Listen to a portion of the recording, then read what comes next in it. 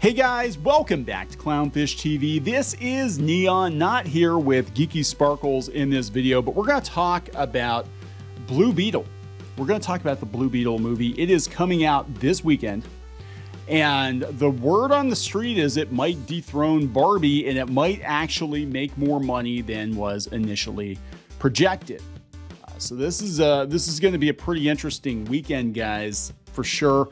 I keep forgetting this movie existed. Now, the trailer, other than the Batman being a fascist thing, actually looked pretty decent. I'm going to be honest. It looked better than I expected it. And I do like the kid from Cobra Kai when he's not, shooting his mouth off in interviews or whatever. He seems all right, right?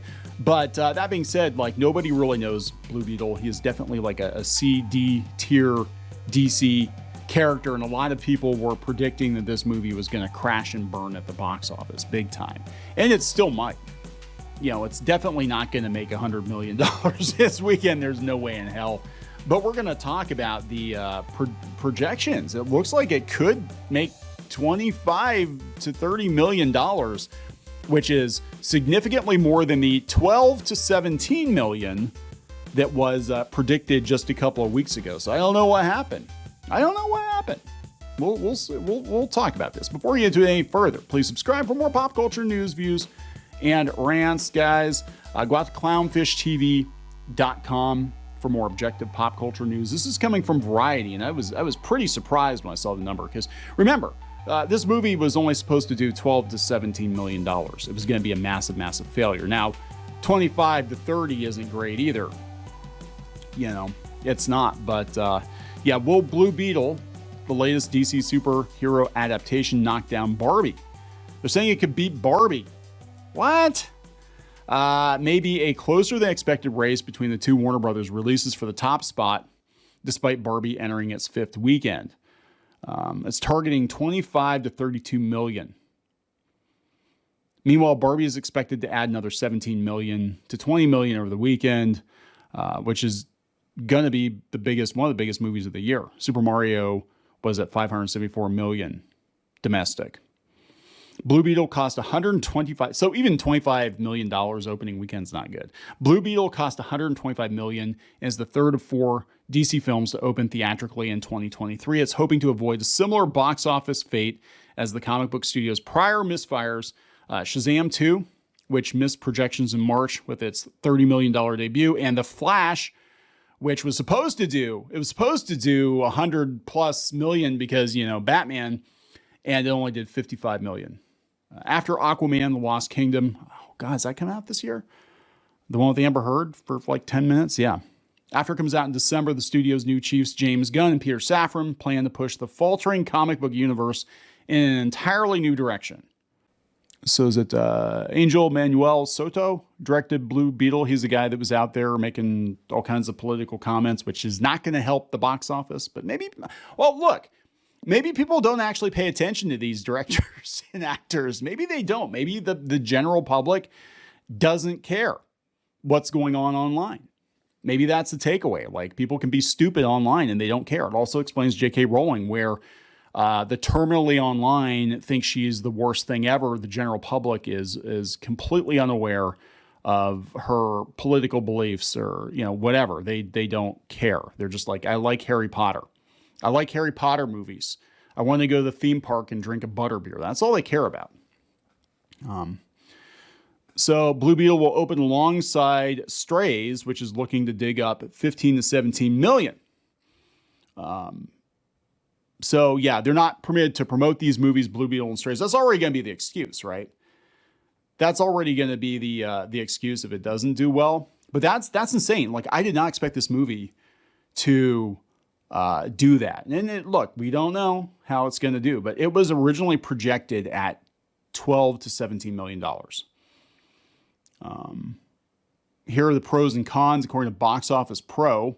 22 to 32 million, it says. The core DC fan base and potential to over-index among Hispanic families could help Blue Beetle come in slightly above what have until recently been bearish tracking ranges. Title character having low prior exposure among audiences means the film should be less front-loaded than The Flash and Shazam 2, Strays is going to counter as an R-rated comedy.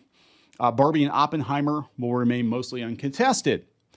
Cons, without a clear hook, superhero films are enduring some regression at the box office.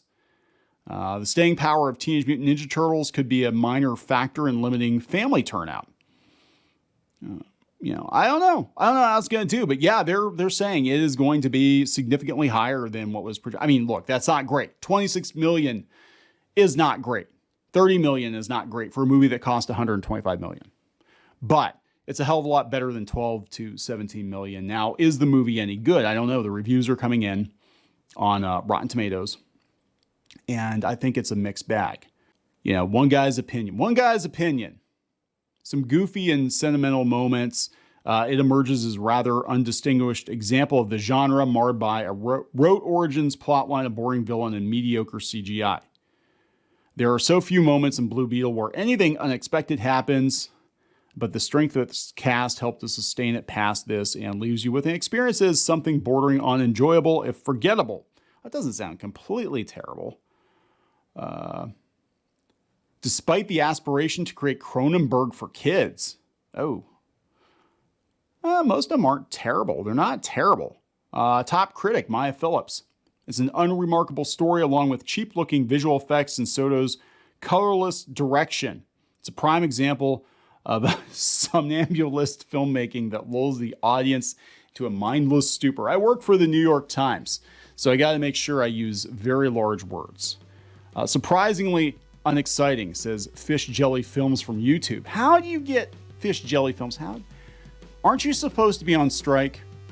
Joseph, aren't you supposed to be on strike? Why are you reviewing movies on your YouTube channel didn't you get the memo? We're not allowed to talk about movies because we're supposed to stand in solidarity with the unions that don't care if we're here or not. Flickering myth, despite a charming and funny ensemble, Latino people now have their very own generic DCEU. Oh my God.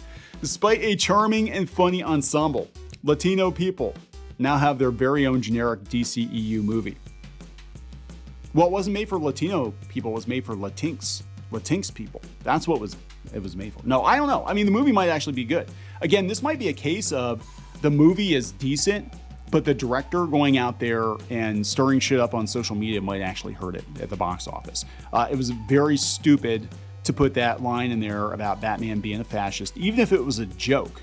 Even if it was a joke and you got to watch the entire context, given today's political climate. Using that as the punchline for the trailer that's supposed to get people excited to go see this movie when that is your most bankable DC hero, right? Batman's the most bankable DC hero. That was not smart, in my opinion. But we'll see. We'll see if it does any damage. I have no idea if it's going to do any damage to this movie or not, but it is tracking higher. It could beat Barbie. That's kind of crazy. I'm going to wrap this up. Please subscribe for more pop culture news, views, and rants, guys. We'll talk later.